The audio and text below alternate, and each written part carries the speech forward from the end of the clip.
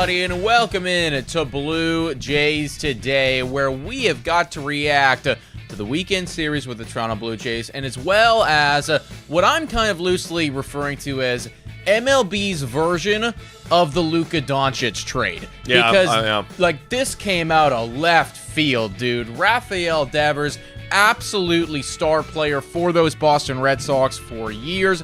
They locked him up to what was starting to look kind of like a steal of a deal, considering how much Vladdy got paid, considering how much Soto and Ohtani and what I would imagine Kyle Tucker is going to get paid when he inevitably hits free agency. And all of it was for naught, because he is now a San Francisco Giant out of the AL East. What does this mean for the Blue Jays? What does this mean for the AL East? And are more trades on the way? I'm your host, Nicholas Playlog. Welcome in. I'm your host, Don Pell. Guys, welcome everybody. Hit that like button, subscribe to the channel. I mean, it's kind of funny. We had a really bad weekend over the weekend against the Phillies.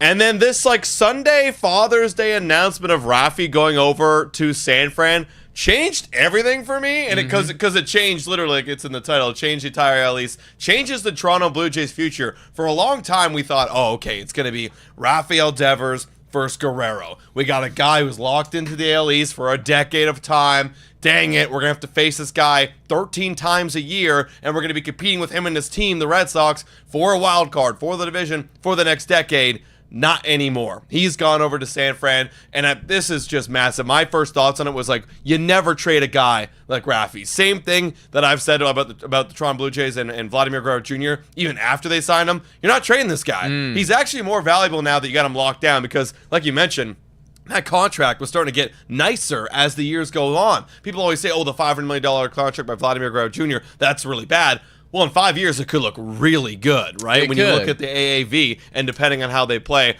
So for them to trade him, I mean, we can go in deep on why they did it, but we don't really need to.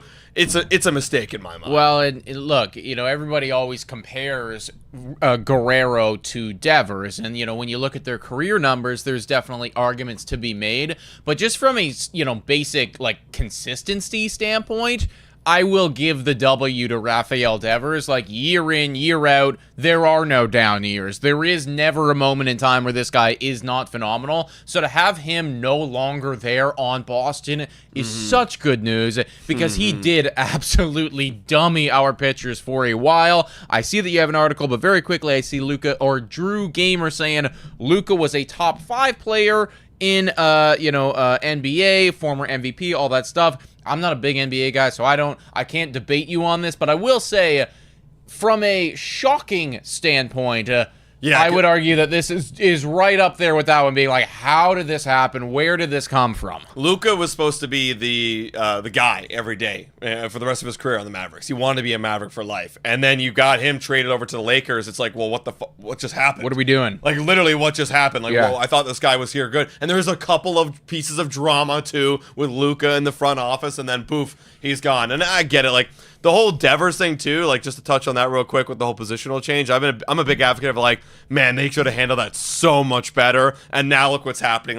It looked like you were buying in. You went and got Crochet. You signed him down. You got Alex Bregman. You bring up all these prospects. It looked like you're on the move upwards, and you were 8-10 or 8-2 in your last 10. Yeah. And then you just get rid of Devers. It doesn't make any sense. But I'm all here for it, because that's good news for the Blue Jays. Yeah, I would anticipate that, or I would hope, honestly, for a Red Sox standpoint, that some more information has got to come out about this as, the weeks go on, and as, maybe some lips start to get a little looser with all the details. Especially Devers. He's got some loose You know what I mean? I want to know, what were those conversations actually like? Because there's just, so much speculation going on right now about why this happened, how it happened, because you're right, it makes zero fucking sense. Either way, though, good news for the Blue Jays, because now he is no longer there in the AL East, and now you're kind of wondering, is Boston gonna be sellers come deadline time? I don't know. Again, we gotta wait and see what their team looks like come deadline. If they keep playing the way they're playing, then maybe not. Maybe nobody knows what they're trying to do over there, but we'll have to wait and see about that. Now, the one thing, because I know we want to talk about the trades, what's next for the Blue Jays, and the whole MLB trade deadline as a whole, but there was some breaking news that did come out, like, literally this morning, that the Toronto Blue Jays were actually checking in on Rafael Devers before the Sunday blockbuster happened.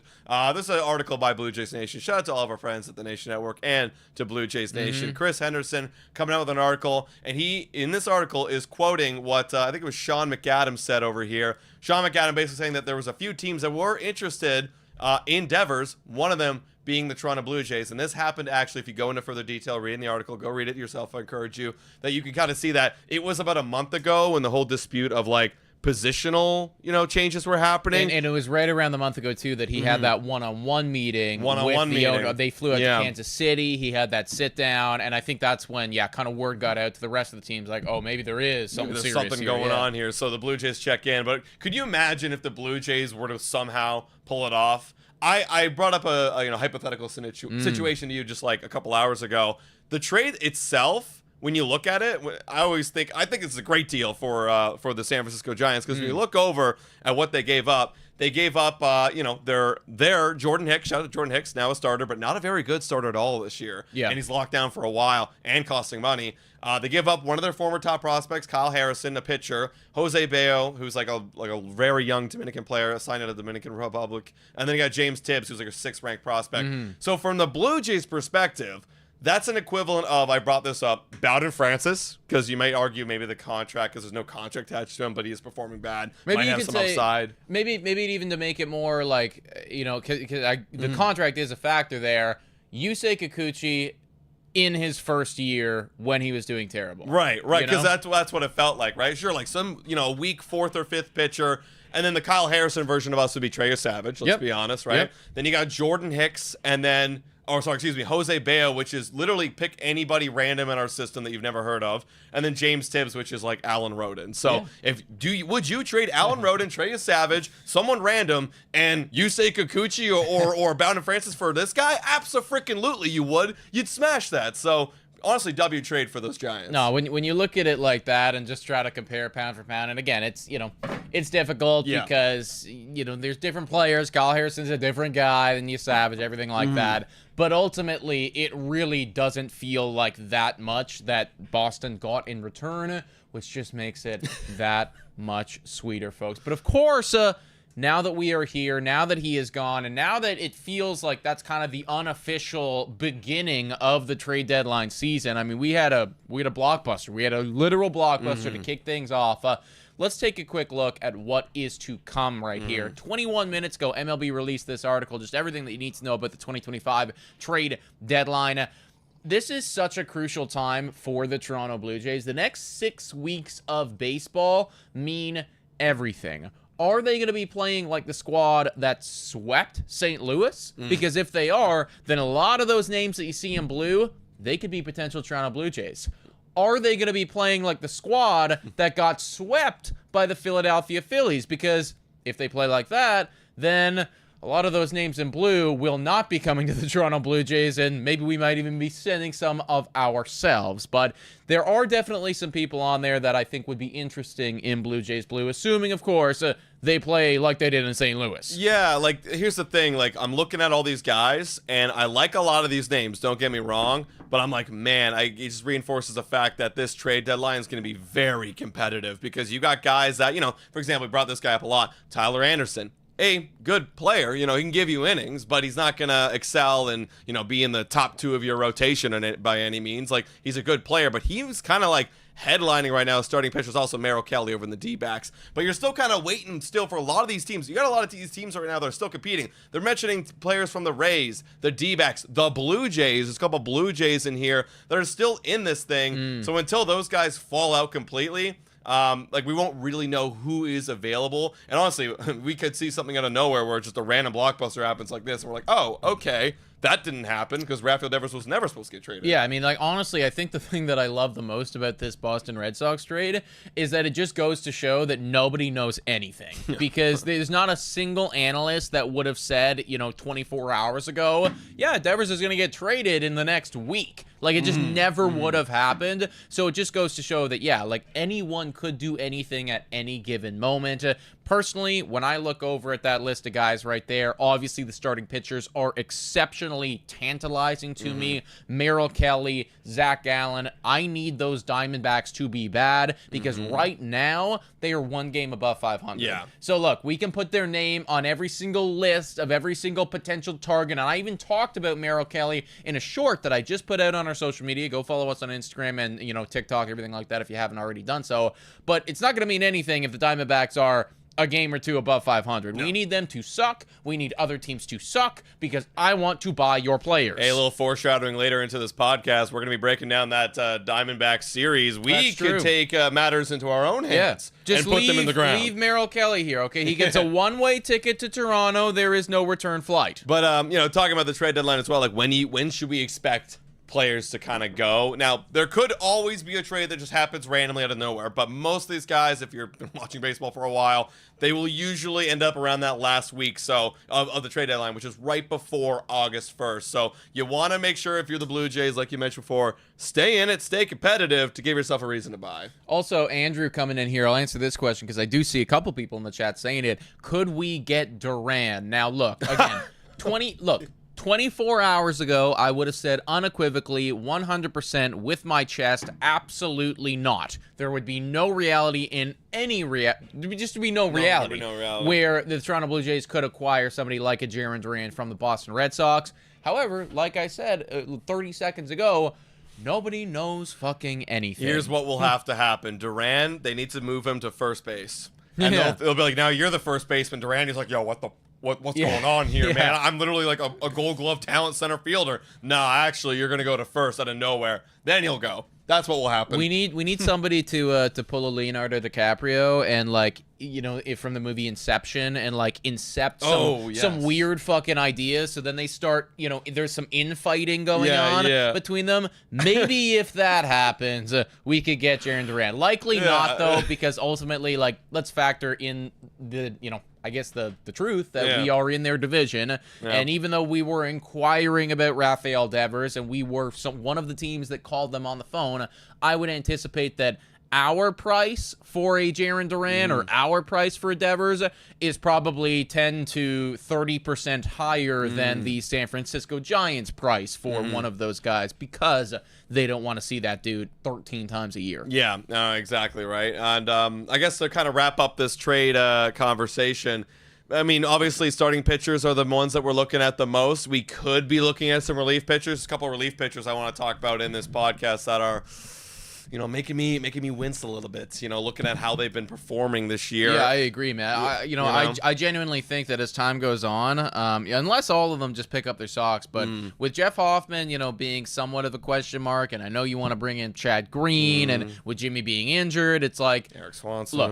Look, getting another guy in there that I can unequivocally rely on day in and day out in a high leverage moment. I brought him up in the recent short, so again, go follow us on social media. David Bednar, he has really been playing well recently. He would be somebody that I could 100% get behind, but honestly, any one of those games, sign me the fuck up. Yeah, these are really good players here. You can go through any one of them. And then position player side of things, right now we're doing okay. Maybe that will change in a few weeks, in a month, who knows?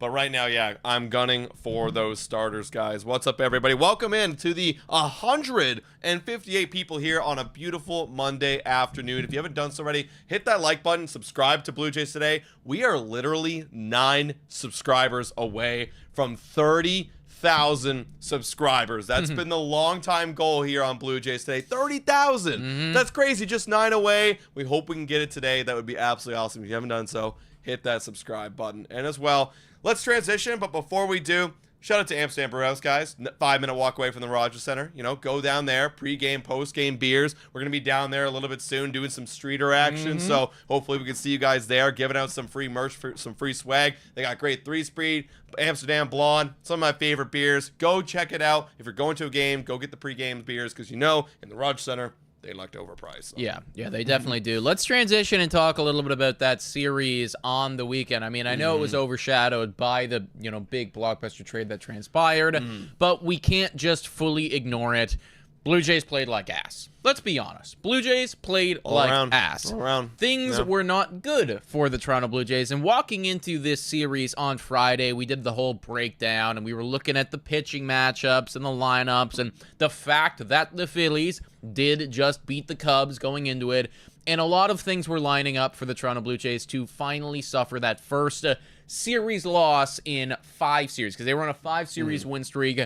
And we were both of us predicted that they would lose this series. However, neither of us predicted that they would get swept in this series. And obviously that's a dagger. Yeah, a little bit. You know what? I'm not like extremely upset because I kind of saw this coming. Like every single matchup we had was not a favorable matchup. And when you have Bowen Francis going on the Saturday, that's not favorable, right? You know, when you have Brios, even though he's been great, he's going up against Zach Wheeler, that's not a great matchup because that guy's a Cy Young candidate every single year. And then even the one with Ranger Suarez and Kevin Gausman on the Friday, not favorable. So you're hoping you could squeak out and make an upset. You didn't. That's okay. You won 5 series in a row. We're still, overall on that road trip, 5 out of the 9 games we won. We're 5-4. So if you look at that, like, oh, I have a road trip with Minnesota, St. Louis, and Phillies, all playoff teams, and I can still come out of there over 500.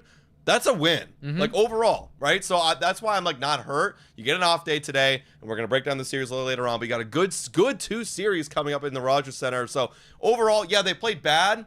I do want to credit the Phillies. They have been turning it on lately. So, you know, hey, you got us there. Let's move on and look at the next series. Yeah, I do agree. Like, again, the sky's not falling here by any stretch of the imagination, and that's a beautiful thing when you get 8 games above 500 that, look, you have a dumpster of a series. Well, you throw it out and you get them next time. If this continues into this week against the Arizona Diamondbacks, yeah, we can have a bit of a cause for concern. The one thing that I will say, though, is, can you flash up some of the box scores here?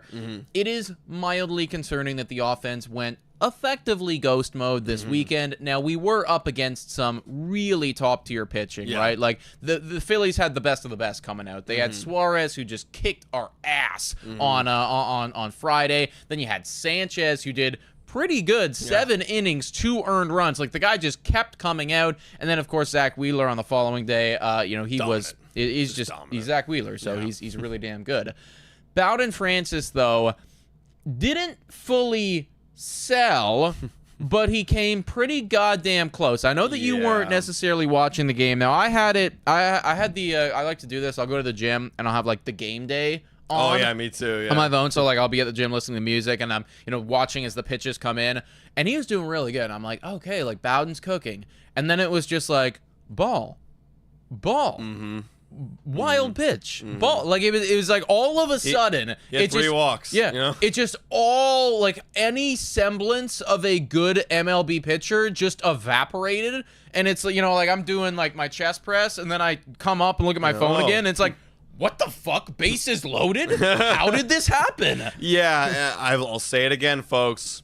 Bowden should not be a everyday MLB pitcher. Like, no siree. He absolutely should not be. He literally doesn't have the command. And look, I get it. He's battling out there. He was getting kind of emotional in his presser, you know, after the fact. And he's like, yeah, I'm really happy that I got my teammates rooting for me and all and whatnot. That's great and all. But, man, we don't have time to just lose games like this every single day or every single 5th day. We don't. So, Bowden, you, like, Blue Jays, we got to make a move here, man. As soon as we get Max Scherzer back. I've been pitching this for time. Look, you don't have the luxury right now to move him into the AAA. That's fine. Put him in the bullpen. Put him in the bullpen behind Max Scherzer. Max Scherzer could only give you 4 innings anyways. Give him the 5th inning to Bowden Francis, and then hope you can escape without an earned run. Like, that's it. Unload in 1 inning, that's it.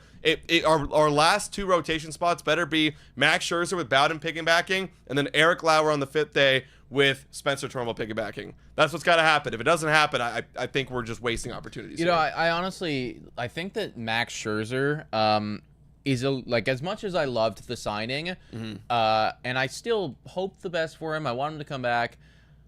I wish that we weren't putting so much on him. On his return and waiting on this so much, because, you know, I'm thinking to myself, all right, look, Boston and San Francisco, like San Francisco especially, they just went out and they made a move. Right. And look, they saw an opportunity. They went out. They immediately took their shot, and they're like, look, we are in a position that we did not expect right now, being as good of a baseball team as we are. We don't want to let that leave us. So we are going to go, we are going to acquire some offense. Our pitching's already stacked, and we are going to do this right now. We're not going to wait any longer.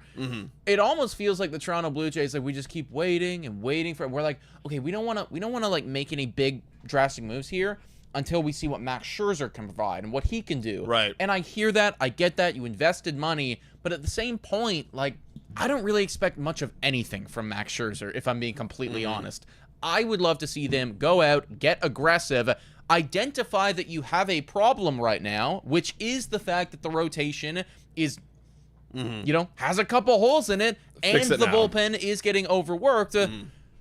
Go fix it. Yeah. Go make a move now, not a month from now when, we're only, we're right at 500 again because we didn't make it. No, do it now. Yeah, I mean, again, I think you got to push for it. I think it will obviously cost a lot more right now to try and make a move like with a Tyler Anderson or a Merrill Kelly or whatever, because you're still waiting again like for the D-backs and stuff to kind of that market to shape up, and maybe the other teams are holding too to see like, okay, if Diamondbacks aren't selling, maybe I could really get something big here.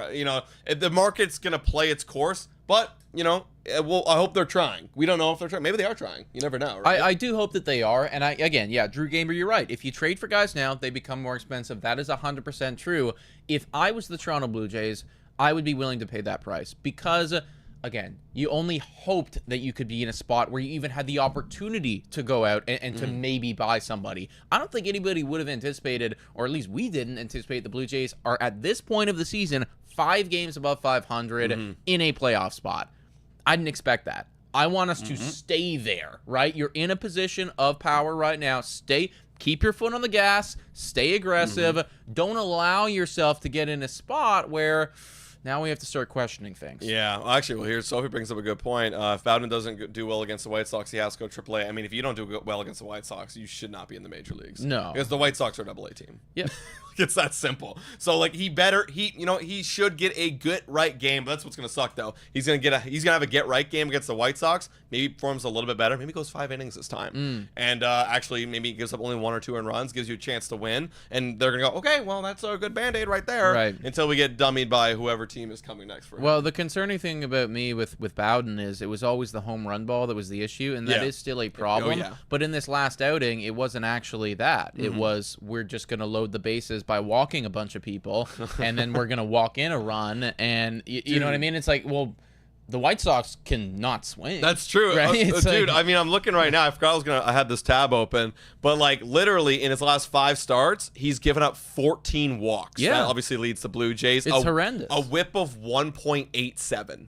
Like he has 14 walks in 17 2/3 innings. That's almost a walk an inning. I was like, wow. I was explaining it to my dad over the weekend, because I saw him for Father's Day and everything, and I was just telling him, I'm like, yeah, so Bowden Francis always used to be a home run guy.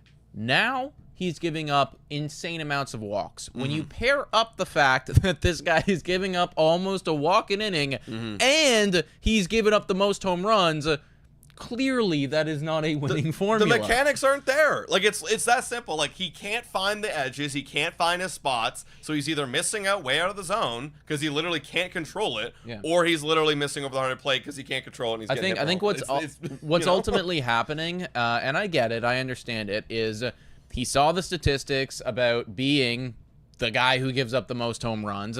So now he's afraid to put it in the zone because he knows if he puts it in the zone, then they could just send him yard. So now he's trying to be too fine with it, and of course he's missing, resulting in walks. What happened to trust your shit and let it eat? It's a snowball because you're right. Because first he was trying to trust his shit and letting it eat. It was not eating, but it wasn't eating. It was not eating. And now he's finessing. So Bowden Francis again. We've had this conversation a lot, but until they make a move, we're gonna keep having this conversation. Yeah. But he's got to go to AAA or move to the bullpen, in my opinion.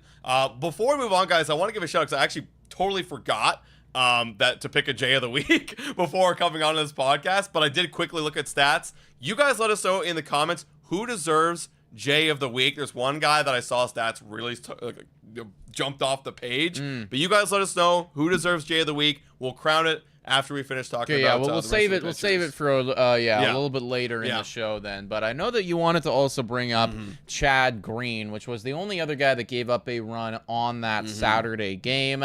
Chad Green, for the most part, with his tenure at Toronto, has been solid. But recently, things have been, not well. They've been bad. Actually, they've just been bad. They've been really bad. Yeah. This is overall in the season. Shout out to Sportsnet Stats saying Blue Jays Chad Green has allowed an MLB high 9 homers among relievers. That was the home run that made us lose that Saturday game. I mean, all in all, like the fact that we were tied with the Phillies for the most part of that Saturday, then you bring in Chad Green, he gives up a homer, and then we lose that game. Yeah, Chad Green overall in the season has a whip of 1.398. I mean, it's not great, not terrible. It is on the lower end though. He does have a WAR of -0.2, ERA of 4.6. Questions are starting to come around right now.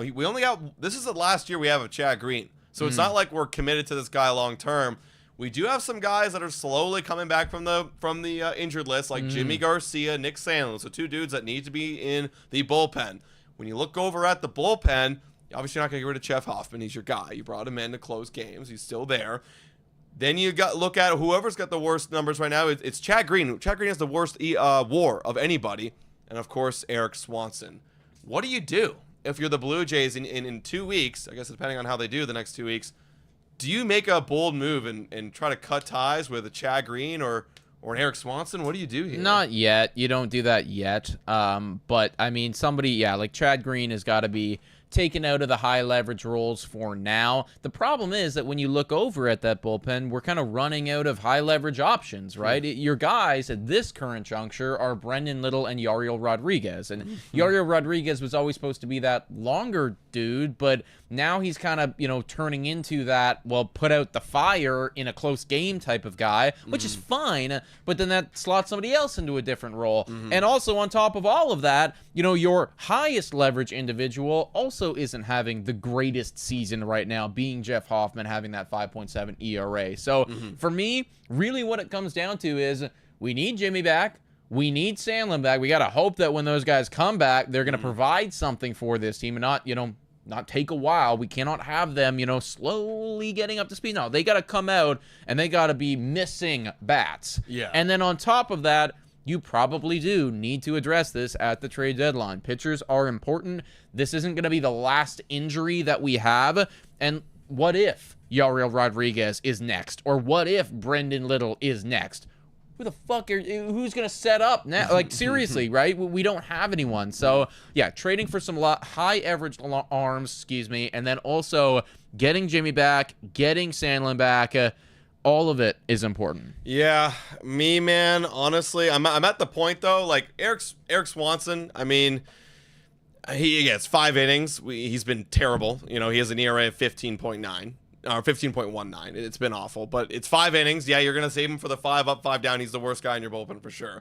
Chad Green, we can also say that he is definitely the second worst guy because you're looking over it here right now. Well, Braden Fischer, and a lot of people I want to ask for Jay of the Week are saying Braden Fischer. I don't think he pitched too much to deserve Jay of the Week. He was very phenomenal in the 2 2/3 innings he did pitch, but he's actually really good this season. He's been doing well, right? And I like what I'm seeing from him.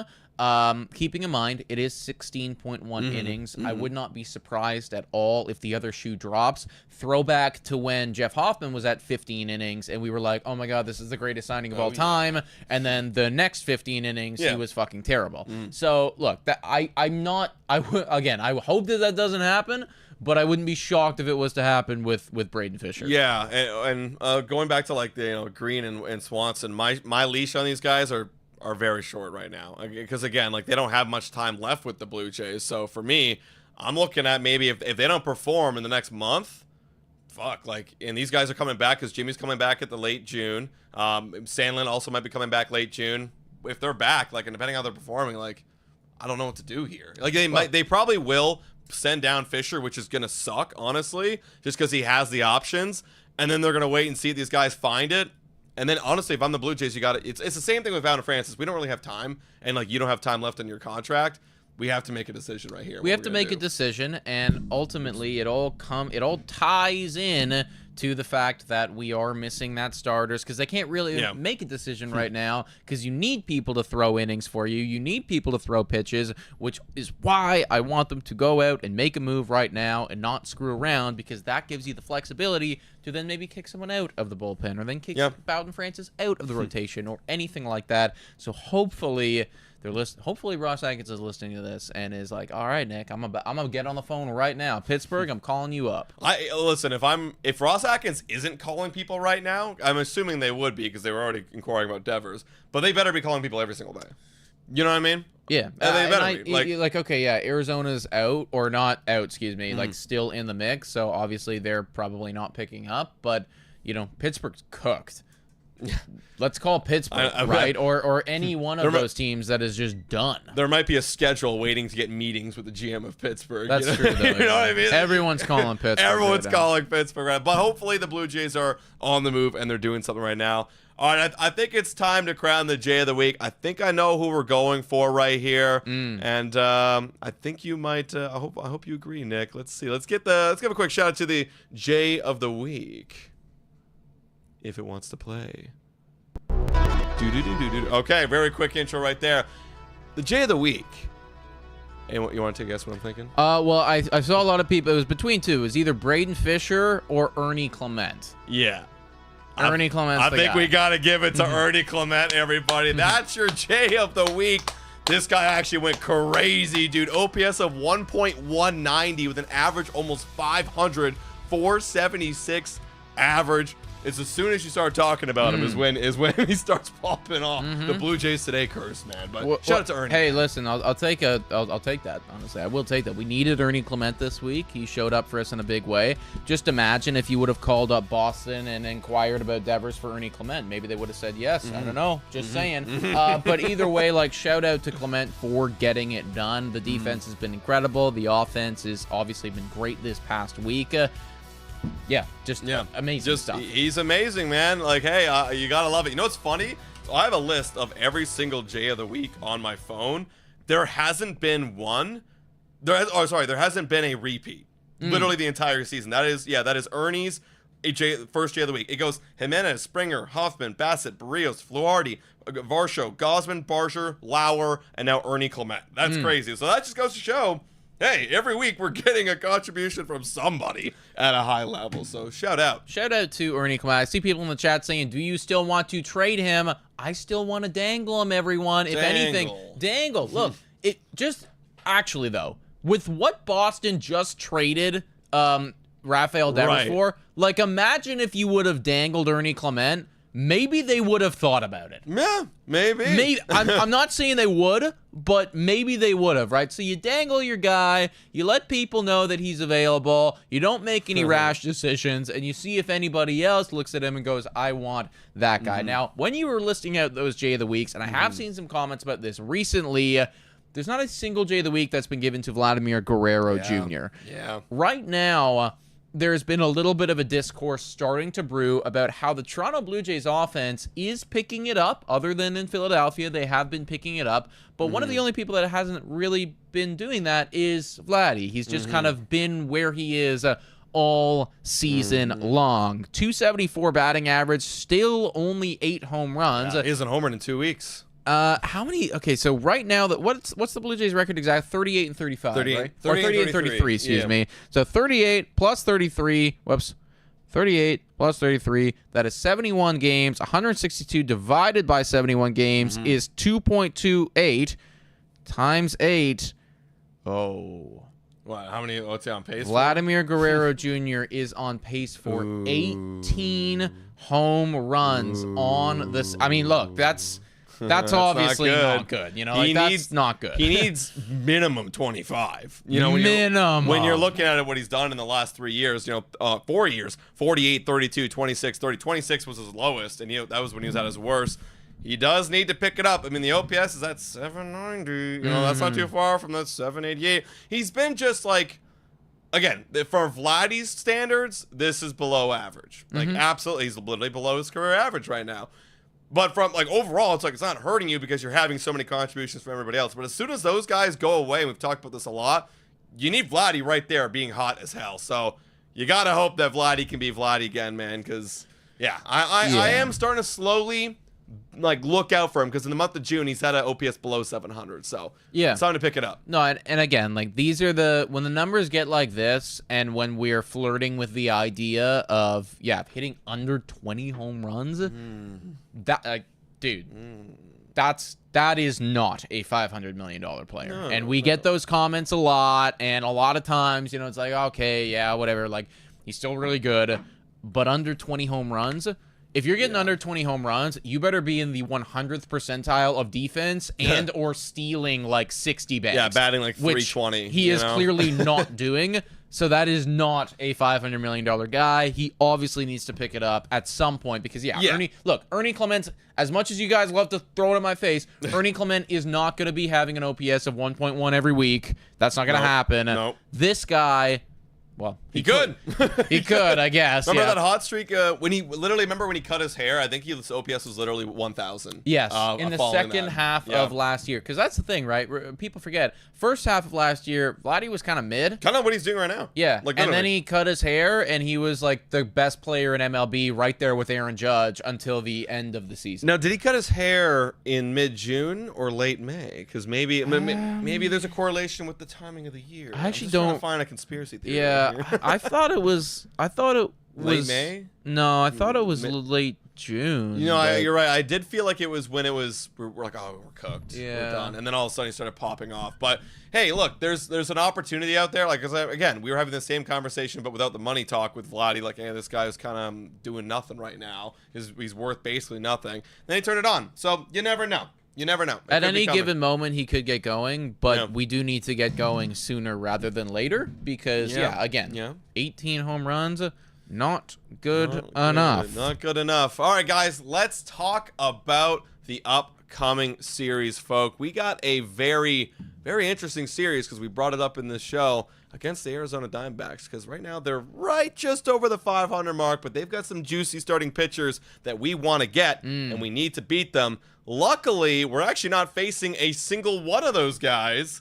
Oh, hell yeah. So we can hurt their trade value or anything, but also the fact is we're facing their worst pitchers right now. Okay. So this is very exciting. Let's talk about game one right here. We've got Chris Bassitt up against Fat. I always forget how you pronounce this guy's name. I think that is how you say it. Literally just Fat? I'm pretty sure, yeah. All right, Fat. Chris Bassitt up against Fat. He's 8-4 somehow with a 5.50 ERA, but that's not what Fought. Fought. His name is Fought. Okay, Fought. All right. It's Fat, but with a British accent. Yeah. Fought. Fought is up against Bassitt. This one, okay, I already know what I'm going to do for this series. This is on Tuesday, by the way, no game tonight. I already know what I'm going to do in this series, so they're winning this one. They need to bounce back big time. Bassitt's on the bump. He's the kind of guy to go to when you need to bounce back. Arizona's been struggling, man.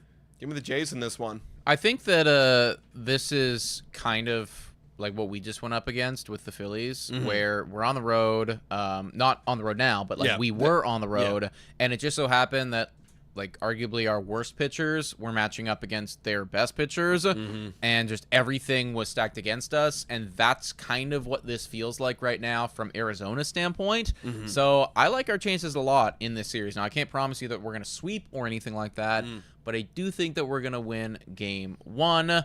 Let's give a quick shout out to the sponsor of this video, though, before I give an official score prediction. Hey guys, time for a quick shout out to the sponsor of this video. Hit your picks and knock it out of the park with Betway. Scan the QR code down below or click the link in the description to join the action. Available in Ontario only, must be 19 years older to participate. And guys, please bet responsibly. Now, back to the content. Shout out to Betway, everybody.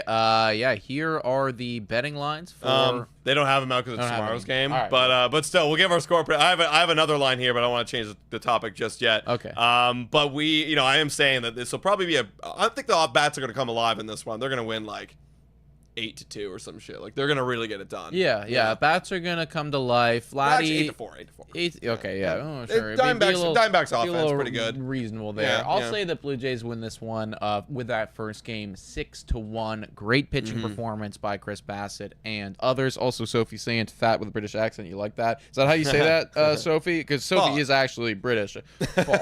Fought. Brendan Fought. The line right here, because there is no game today, so they haven't come out with it yet. I was looking for this because we went on the hot streak and then they got rid of the line. Now the Blue Jays' odds to make playoffs, they're still favored in no, but not by much. The multiplier for them to make playoffs is 1.9. Them to not make it is 1.8. Okay. very reasonable there, Betway. Shout out. I don't mind that at all then to be smashing the yes on that. Obviously, it's far from a guarantee. Yeah. But look, if Boston actually wants to leave, and like that's one AL contender that was kind of surging, and now we're thinking maybe they're gonna go. Blue Jays, I like them in this series. I like them to make trades at the deadline, which then should theoretically mean that they should be better down the stretch. I think a lot of things feel good to hit that yes. They do, man. Yeah, they do. All right, guys, if you want to go bet on it, click on the link or scan the QR code. You can just skip back in the video and download the app. So, yeah, we're saying win game 1. I like that a lot. Then we've got, the Diamondbacks are afraid of this guy right here. For whatever reason, it's still TBD day, but we know that's Eric Lauer and Spencer Turnbull up against Eduardo Rodriguez, who is not the same pitcher like he used to be, man. This guy is washed. I already know what I'm doing here. Give me another Blue Jays win. I think they're 6-1 in TBD/bullpen/Eric Lauer starts. Easy one for me. Dude, Eric Lauer has been one of the unspoken heroes of this season. God. Like, genuinely, I love that guy. I love everything. From him to come from, like, he didn't even play in MLB last year, did he? I don't think he did. Yeah. I don't think he did. Like, he was with Milwaukee. Then he had a terrible year, and then I think he was out of the league, and now it's just like, bang, we're back, and we're actually very good. You know? I know. Like, very good. Again, I've been thinking about, Jays of the month. I don't think he'll win it, but, like, as I think about Kirk, I think about Ernie Clement this month have been very good. But, like, Eric Lauer has been, like, so solid. Well, I'd go so far to say that he's, like, honorable mention of the season so far. Like, we would not be here, if we weren't 6-1 on those TBD games, and those TBD games are always Eric Lauer. So yeah, I will take us to go 7-1 here against what's been a really bad season for Eduardo Rodriguez. Yeah. Blue Jays win 2. We're up to 40 wins. All right, let's go. And then you got game 3 on Thursday. Kevin Gausman versus Nelson. More of a reasonable matchup here in this one. Gausman back at the Dome. Nelson. Again, we haven't really faced him too much, but you do have Kirk. With 3 at-bats, he's 1 for 3. Guerrero and 6 at-bats, 2 for 6, excuse me. Some experienced dudes in there against Nelson. What are you thinking in this one? I will say that we do lose this one. I was close to saying that we were going to sweep the series, but I got to give the Diamondbacks credit where credit is due. They still have a good lineup. That offense is still dangerous. Carroll, we're going to see our old buddy Grichuk. Gurriel's going to be in there. Marte is like the best, literally the best second baseman in all of baseball. Josh Naylor too. Shout out to Canadian boy. Yeah, like the lineup is very, very good. I'm saying that we win this series 2-1. I wouldn't be shocked if one of those wins comes from like one of the other games where the offense does explode for the Diamondbacks. Right. I still think we win the series. I think we'll have a chance at maybe sweeping, but I will say that we lose this one. I was almost gonna say sweep too. I am gonna go with the conservative side of 2-1 just because that's how it goes. Gausman in his last start did look a little shaky. Like I don't know what happened there. Like it was like he didn't have any command. I don't know if that was him just like got off on the wrong side of the bed at the hotel or something like that. Like I don't really know what the hell it was. He just wasn't himself. So hopefully back in Toronto he will be better. But I'll say 2-1. But don't be surprised if we sweep, though, because if we sweep, we're all the way the hell back. We are all the way the hell back. I just want to quickly look over here and like, and this is ultimately why I can't say that the Toronto Blue Jays sweep because you look at that offense. They're 4th in runs scored. They had 3rd in OPS, 3rd in home run. Like. That's a good team. That's a good offensive team. They're losing games because of their pitching. Yeah. But that offense, I believe, is going to will them to win at least one of these 3. Yeah, they're gonna need that pitching staff, man. They're gonna need the pitching staff to show up. We need the offense to show up as well. If we want to pull out a series W. But that right there, guys, is the prediction. You guys let us know in the comments down below. What is your prediction for the week? Now, it is time to predict some other things for the Toronto Blue Jays. It's time to spin that wheel. The spinning fortune, baseball, colorful, future determining, stat analyzing, and it's a wheel that we spin every week. It is, in fact, a wheel that we spin every single week. I see that we are all tied up now. Or not tied up, excuse me, tied up on the week. Yeah. You still got me by 3, 14-11. Talk us through what happened there. Yeah, stolen bases. both of them null, 0. That was nice. OPS Springer and Barger. Barger got cleared Springer by like 60, and they both had 500 OPSs this week. Wow. So it was pretty bad. But Barger fucking struck. I didn't even look. I saw Springer had 3, and I'm like, I already know Barger cleared that because I saw Barger strike out like 6 times against St. Louis. Oh no, it was. So I was like, yeah, it's cleared. I didn't even look. He It was a lot. definitely he got double digits for sure. Yeah. I'm pretty confident. Yeah, he got absolutely. double digits, so yeah. Do you remember whose week? It is your week. My 'cause week. It was I picked Jimenez. For Yes. stolen bases. Yeah. No, that's right. That's okay. It is my week this week, everybody. I need a little bit of a bounce back. Gotta pick up some ground here. Just kind of going 500 after that big sweep that Adam had a couple weeks that's back. all, man. That sweep is huge, Dude, man. You gotta I mean, get the sweeps are major, right? Yeah. Like it changes quite literally everything. And first category will be Worst J. worst J. Okay. Wow. Well, I mean, Where do you? like, it's, He is up against the White Sox this week. that's so true. Oh. He is up against the White Sox, eh? Wrinkle. He's up against the White, but he's so bad. I know. He's so bad, man. Wow. He's just so bad. Yeah, I'm looking at the offense, and there isn't really anybody that's like sticking out to me because like the worst J's actually been Bowen Vlad in the last 15 days. But like, how could you pick those guys? No, I know it's tough to just like completely go against them. And then from a pitching side of things, can you show me that again? 15 days, innings pitched. You've got Kevin Gosman up against a tough Diamondback team. Yeah. Bowden Francis, my goodness. Dude, he's just been so bad. horrendous. So bad. Mason Florida's been struggling in the last 15 days. Yeah. We got Vivo saying Green, Swanson, France. Oh, Swanson. Yeah, but then that allows you to pick I'm a picking- bullpen guy, and then yeah. you're gonna pick Green. I'll pick Green. Man, I almost want to let you go on this one just because he's up against the White Sox, and yeah, you know what? I am gonna let you go here first. Actually, I could pick a bullpen guy. you can pick a bullpen guy if I mean I'm then allowed to pick a bullpen you guy can as pick a well. bullpen guy. Yeah, and but- then it's gonna be very drastic. But man, the numbers they're not lying. Eric Swanson's ass, dude. And I am worried about the Francis and that start in the White Sox. I mean, dude, I look at it this way.